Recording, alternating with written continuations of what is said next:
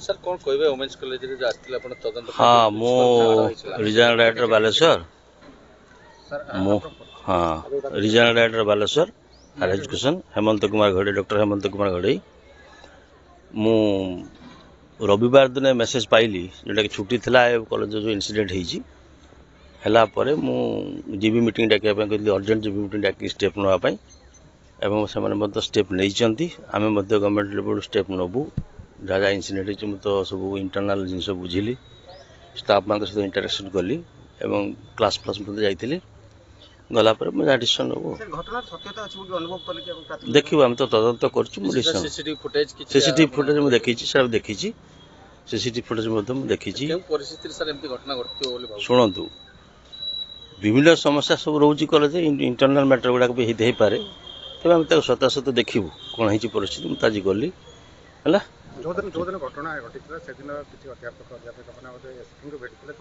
सेटा तो आम शुणु से एसपी अध्यापक जोटा फिजिकल टसल जो बोली एवं सेटा से निष्पत्ति नहीं जो आप प्रोटेक्शन गर्ल्स वुमेन्स कॉलेज है तेणु से देखिए है ठीक अच्छे मु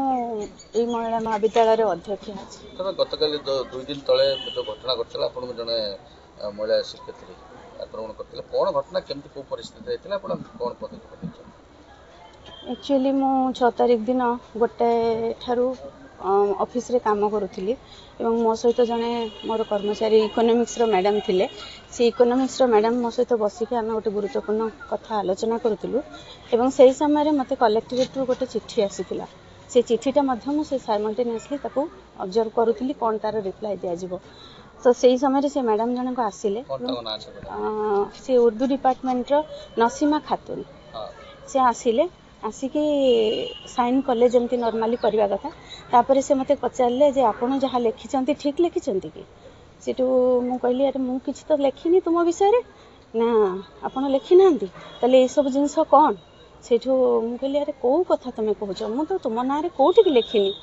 सेठू से सांगे सांगे परवर्ती पर्यायर गोटे बंच काढ़िले एवं बंच काढ़ी मते मो चिठी ऊपर ओभरलैप करके देखले जमती मुझे हाथ से चिठीटा आनिली एवं मु ड्र रे रखिकी परे मु सेटा समय देखिकी देखिबी बोली कहली और से समय मो ड्र पाखक साइड होतिला बेले से मो गालरे 3 थर चटकणी मारिले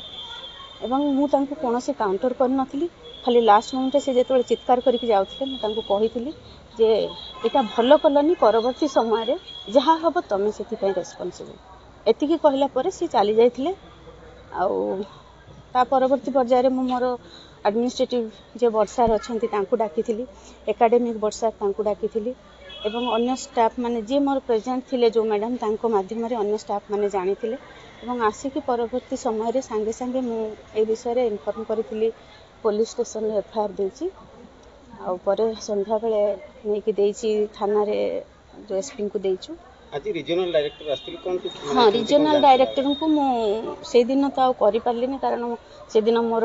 देह भी भल रहिलानी कारण हाई बीपी मोर बढ़ी थिला एवं मोर कान भी बहुत पेन होतला से समय मु जाई मेडिकल चेकअप करिया पे जाइतिली मो सहित मोर 3 जन स्टाफ जाइतिले मेडिकल चेकअप करके आसला परे किंतु ऑफिशियली मते काम करिवार थिला मु सेति राति पर्यंत रही काम करितिली आउ तार परदिन मु रीजनल डायरेक्टर को इन्फॉर्म करितिली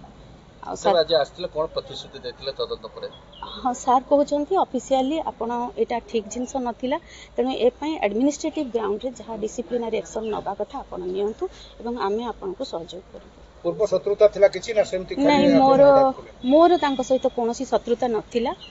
किंतु मु सुनिया को पाउची जे प्रीवियस पीरियड रे मु मझिरे मु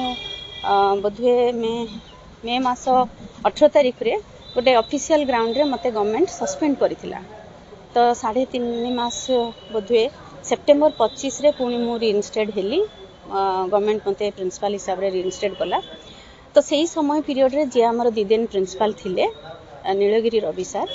तांको पीरियड रे से मैडम को सहित तांकर किछि